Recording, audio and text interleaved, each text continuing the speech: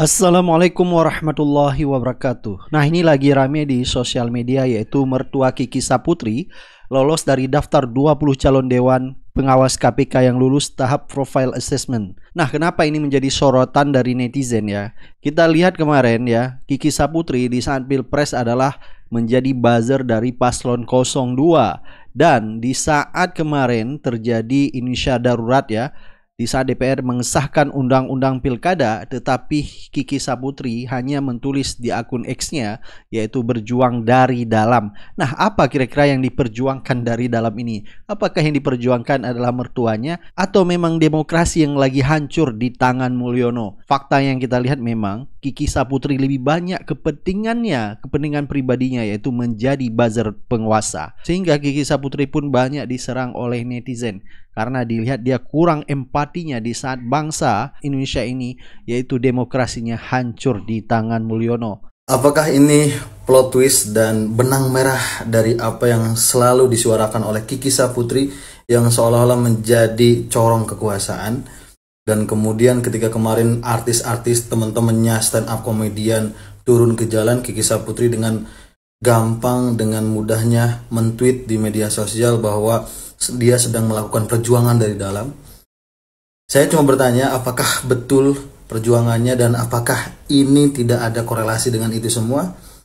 Sekali lagi, dalam politik tidak ada yang kebetulan, dan semoga pertanyaan saya bisa dijawab ya. Jadi, apakah perjuangan dari dalam dan seolah-olah menjadi corong kekuasaan berdampak pada hal ini? Ini mertua Kiki Saputri, seorang hakim yang ternyata pernah meringankan tersangka kasus korupsi. Mertua Kiki Saputri bernama Gus Rijal, seorang hakim yang merupakan lulusan S1 dan S2 hukumnya di Universitas Andalas, lalu meraih gelar doktor hukum dari Universitas Pajajaran. Mertua Kiki Saputri ini dilaporkan memiliki jumlah kekayaan sebanyak 7 miliar. Saat ini Pak Gus Rijal menjadi perbincangan karena banyak netizen yang mengaitkan pencalonan dirinya sebagai ketua KPK dengan perkataan Kiki yang akan membantu dari dalam. Menariknya, ternyata mertua Kiki Saputri tengah disoroti integritasnya sebagai hakim oleh lembaga PBHI. Salah satunya itu seperti menyelenggarakan pernikahan mewah putranya karena dinilai kemewahannya tidak selaras dengan jumlah kekayaan yang dilaporkan. Yang kedua, riwayat kinerja Gus Rijal yang memvonis ringan Miranda S. Gultom dalam kasus korupsi Bank Indonesia. Kalau menurut teman-teman bagaimana? Mau makan kan? Mau. Makan dulu. Tolonglah bang, bantu bang. Saya keluar, saya tuh nggak bersalah bang, sumpah. Masalahnya begini, selama ini gue dikenalnya sebagai polisi yang selalu kritik masalah nepotisme dan ketidakadilan. Gue nggak mau dicap kayak Kiki. Kok bisa? Kritiknya sok keras tapi ditawarin buzzer nggak nolak. Iya kan? Wah iya kan? Gue harus Jangan-jangan seleksi ketua KPK dipercepat ini ya. Jadi ada jagoan-jagoan dari Mulyono, di saat nanti Mulyono tidak menjabat, jadi dia masih tunduk kepada Mulyono. Hari ini kita melihat adanya muslihat Presiden Joko Widodo dalam lembaga KPK itu sendiri, yaitu dalam memilih pimpinan KPK, yang bisa kita simpulkan bahwa ternyata hari ini calon pimpinan dari Komisi Pemberantasan Korupsi itu adalah sesuai dengan selera Istana Negara. So, let's talk about this. Baru-baru ini kita mendengar kabar bahwasanya Presiden Joko Widodo disebut ingin mengatur bagaimana komposisi daripada lembaga KPK itu sendiri, terutama terkait dengan pimpinan KPK. Dan DPR sendiri didorong untuk semakin mempercepat uji kelayakan dan juga kepatutan daripada pemilihan pemimpin KPK itu sendiri.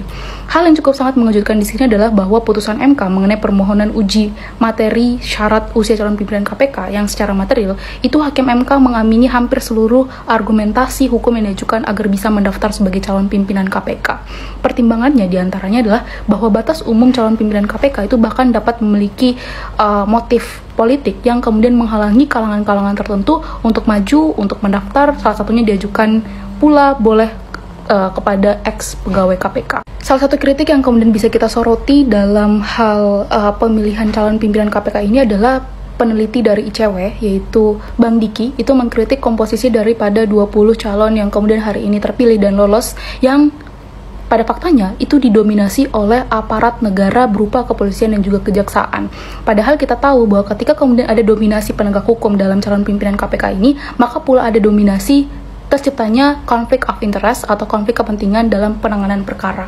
Salah satu kasus yang nyata yang bisa kita lihat dengan berkaca pada masa lalu, adanya perkara perusakan buku merah di KPK pada 7 April tahun 2017 yang kemudian berisi catatan keuangan perusahaan Basuki Hariman, serta di dalamnya terdapat banyak sekali data-data berupa banyak nama pejabat dan petinggi di lembaga penegak hukum termasuk juga kepolisian yang diduga menerima uang suap dari perusahaan Basuki itu sendiri. So, what do you think about this?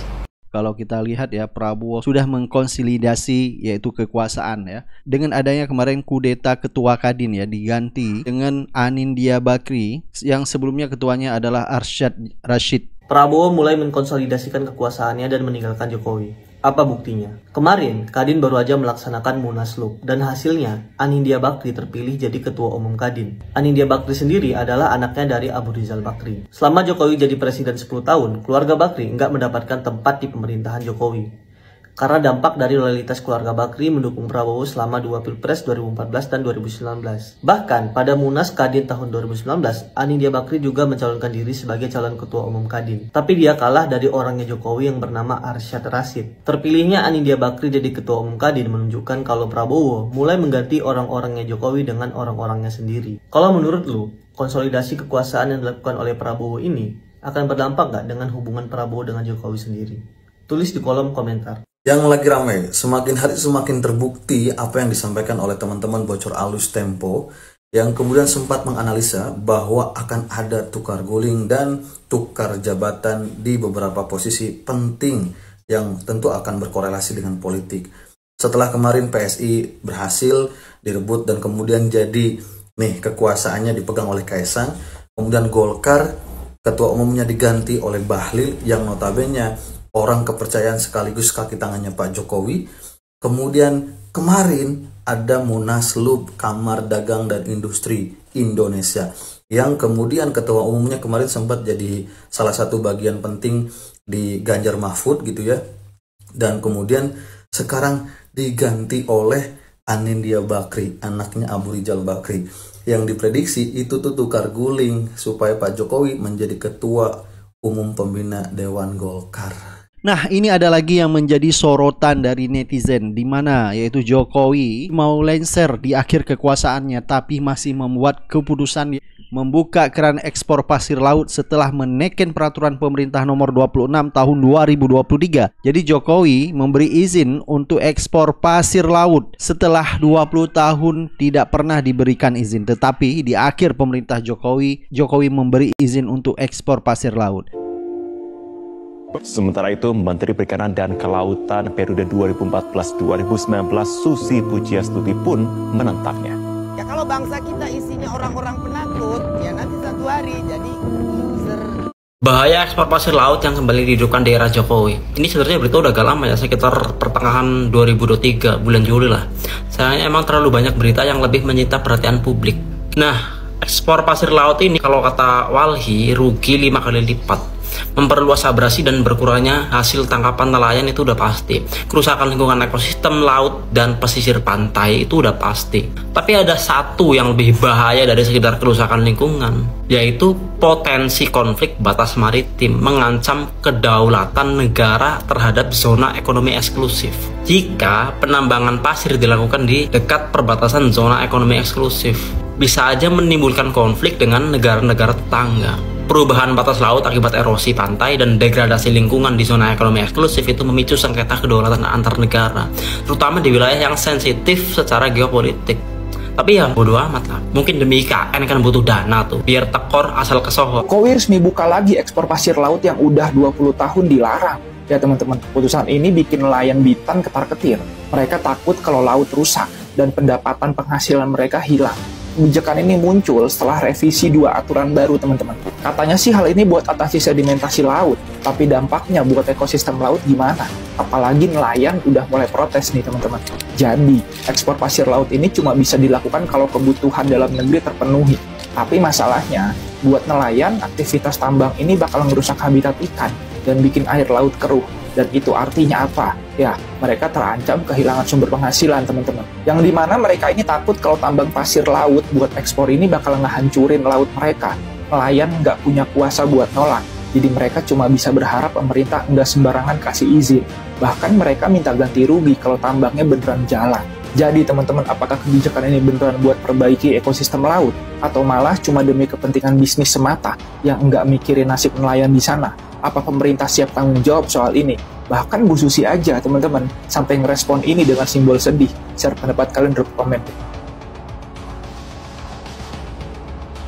Ketimpangan di Indonesia itu sangat amat terasa teman-teman. Di satu sisi oke lah pemerintah membanggakan pertumbuhan ekonomi sekian persen, 5%, tapi di sisi lain kita juga mengalami gitu penurunan penyerapan pekerja di sektor formal, PHK di mana-mana, angka pengangguran yang tinggi, kelas menengah banyak yang turun kelas, makin hari biaya kebutuhan pokok juga makin meningkat. Berarti data pemerintah itu bohong dong bang? Ya nggak juga. Tapi hati-hati akan ilusinya. Gua kasih ilustrasi, misalnya ada 10 orang nih, 8 orangnya itu mayoritas, kekayaannya menengah ke bawah, 2 orang lagi itu elit. Meskipun 8 orang ini mengalami penurunan kekayaan, tapi kalau 2 orang ini semakin kaya, itu kalau secara rata-rata terhitung ada pertumbuhan. Orang-orang terkaya di Indonesia itu hebat-hebat teman-teman, bahkan nembus top 22 orang terkaya di dunia. Kalau kita bandingin orang-orang terkaya di Indonesia sama orang-orang terkaya di Korea Selatan gitu, itu beda gitu, masih kayaan kita. Tapi di sisi lain gitu, justru Indonesia punya rata-rata gaji atau upah yang kecil dibandingkan negara ASEAN lainnya. Kita berharap pemerintah sebagai jembatan gitu untuk menyelesaikan ketimpangan ini. Cuman apa yang mau diharapkan pemerintah itu ya elit itu sendiri,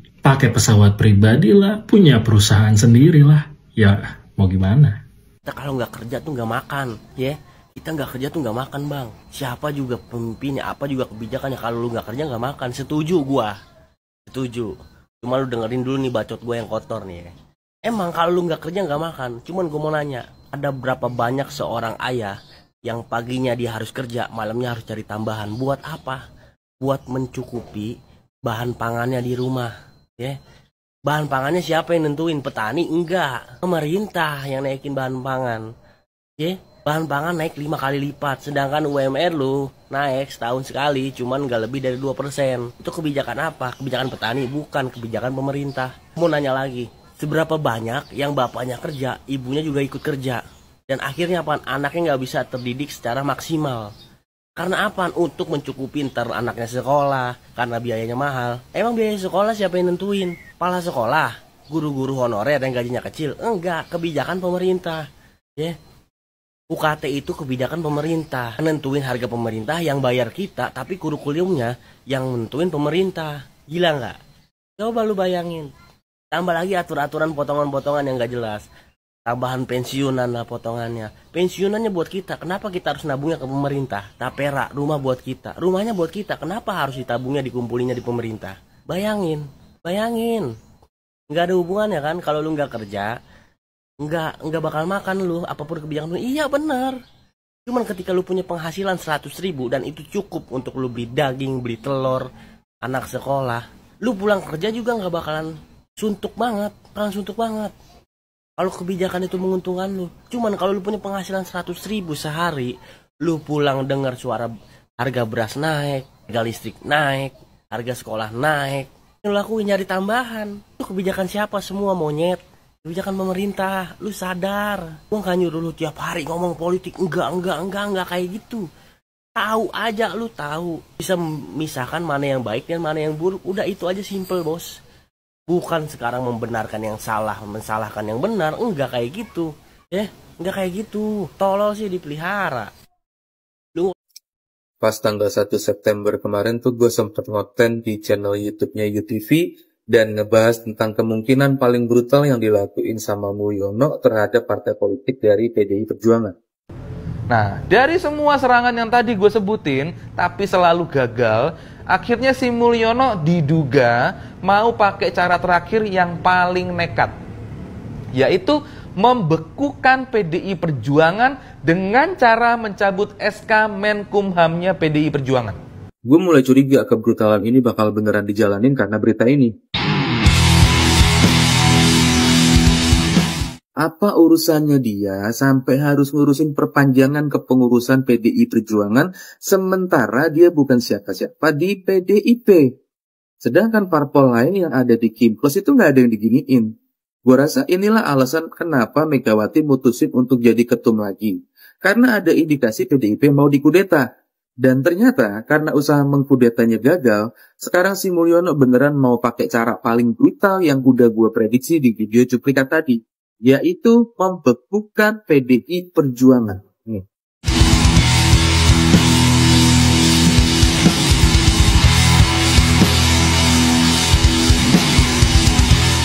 Yang bikin lebih heran lagi adalah ngapain kader Golkar ngurusin partai PDI Perjuangan? Apakah jangan-jangan ada keterlibatan Golkar dalam semua ini? Atau apakah emang Golkar lagi nantangin PDI Perjuangan? Terus konsekuensi apaan yang bakalan terjadi kalau suatu parpol dicabut SK Menkumhamnya? Kalau SK-nya dicabut, artinya keberadaan partai politik itu tidak diakui oleh negara. Dan semua perbuatan politiknya auto batal secara otomatis. Dan semua paslon kepala daerah yang mau bertanding auto batal juga semuanya. Ini tuh nggak bisa ditoleransi. Dan ini nggak bisa dimaklumi. Merebut kursi ketum PDIP gagal, ngalahi calon kepala daerah pilihan PDIP susah, lah kok malah PDIP yang mau dimati? Ini pengecut atau emang bantu? Apa lu?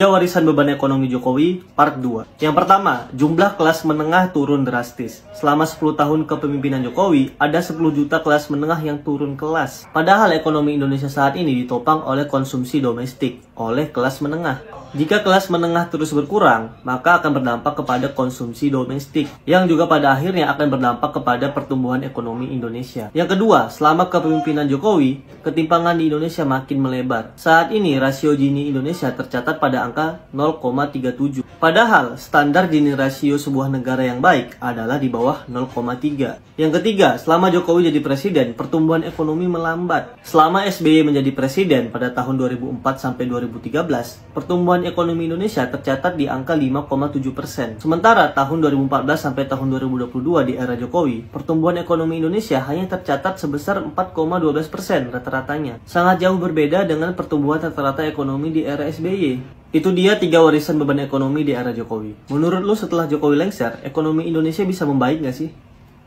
Lo pernah denger gak kenapa pemerintah kita itu kesannya pengen warga negaranya atau rakyatnya itu menjadi warga yang bodoh, apatis, kemudian manut dan ikutin aturan yang ada, kayak dipaksa untuk tidak berhak untuk kritis, tidak berhak untuk bersuara. Kalau kritis dan juga bersuara akan dibungkam atau bahkan dikriminalisasi, bahkan dimusnahkan.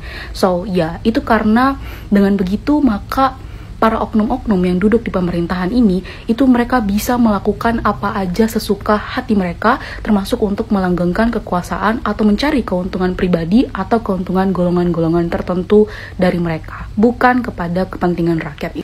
Satu vote itu sama dengan satu suara. Mau itu orang yang paling bodoh, orang yang biasa aja, orang kaya, atau bahkan orang yang paling pintar, satu vote itu nilainya sama. Itulah makanya ada yang bilang kalau misalkan percuma kita hidup di negara demokrasi ketika kemudian rakyatnya tidak siap untuk berdemokrasi. Itu akan sangat mudah banget untuk kemudian dimanfaatkan untuk melanggengkan kekuasaan orang-orang atau oknum-oknum tertentu. Sederhananya itu kayak gini, ya bodo amat lah, kita gak usah fokus ke orang-orang yang pintar politik, orang-orang yang melek akan politik atau demokrasi. Kita fokus aja kepada orang-orang yang gak melek akan demokrasi atau yang bodoh. Karena dengan begitu kita bisa mendapatkan satu vote atau satu suara dari mereka dengan cara ya kasih 100.000, kasih endorse or something like that, kayak ya udah deh gue dapat duit, ya gue tinggal pilih lo aja, tanpa menyadari bahwa apa yang hari ini lo pilih, apa yang hari ini lo tentukan dalam pilihan lo, itu akan sangat berdampak pada kehidupan lo. Dan itu dihasilkan dari kebijakan-kebijakan pemimpin yang lo pilih tadi. Inilah makanya yang selalu gue suarain juga dan gue bilang ke teman-teman bahwa kita tuh sebagai masyarakat wajib untuk bisa belajar minimal dan juga ngerti berpolitik, ngerti bagaimana sistem demokrasi dalam sebuah negara. Konsep yang sebenarnya tuh jalannya itu harus kayak gimana. Karena dengan begitulah kita kemudian bisa mengawal negara yang katanya demokrasi ini. Karena ya esensi dari negara demokrasi, kedaulatan itu bukan berada pada tangan negara, tapi pada tangan rakyat. Dari rakyat, oleh rakyat, dan juga untuk rakyat. So, ya. Beda 20 tahun. Karena mereka targetnya 2025, kita targetnya 2045. Ya kalau kata gue mah bukan Indonesia emas sih bang, tapi Indonesia cemas. Gimana mau emas sih? Soalnya dari 20 Agustus 2020 pemerintah Indonesia bayar influencer 90 miliar untuk sosialisasi kebijakan. Jadi buat influencer-influencer itu ngebela kebijakan pemerintah yang sebenarnya jelas-jelas merugikan warga. Duit harusnya bisa buat perbaikan jalan atau memperbaiki rumah sakit atau sekolah-sekolah di luar Pulau Jawa yang kurang akses, tapi malah buat nge-hire influencer. Dan lucunya di era Jokowi ini korupsi itu merajalela dan mereka ini rata-rata nggak ditahan tapi ditahan waktu mau pemilu ketika mereka ini nggak satu suara sama Jokowi. Jadi kayak misalnya mereka punya kasus siapa gitu ya, terus ada kasus ini ditahan dulu sampai akhirnya keluar di pemilu, terus mereka nggak dukung pilihan Jokowi, mereka otomatis diancam dengan kasus korupsi itu. Apalagi di era Jokowi, Indeks Demokrasi Indonesia dari 2010 sampai 2021 ini jelas anjlok, apalagi di 2024 jelas anjlok karena yang jadi pemerintah ya kroni-kroninya dia aja gitu. Bahkan anaknya sendiri ini sampai rela ngubah undang-undang demi anaknya ini bisa maju. Terus anaknya kedua mau dijadiin ke gubernur, menantunya dijadiin gubernur, padahal mereka sama sekali nggak punya prestasi. Terus lucunya lagi, menteri-menteri yang sebenarnya nggak kompeten kayak Budi Ari, tapi mereka ini dasarnya emang ngedukung Jokowi dijadiin menteri aja gitu. Padahal kerjaan mereka ini nggak beres dan udah merugikan rakyat Indonesia, tapi dijadiin menteri. Gue paling lucunya lagi gitu, dia kan udah mau selesai masa jabatan gitu ya, kenapa dia harus rombak kabinet gitu loh. Terus lucunya lagi, dia mungkin cuma kerja sebulan 2 bulan tapi dapat tunjangan seumur hidup, sedangkan rakyat Indonesia sendiri pajaknya dinaik-naikin gitu, ditambah-tambahin. Menurut lo ini Indonesia emas? Cemas kali.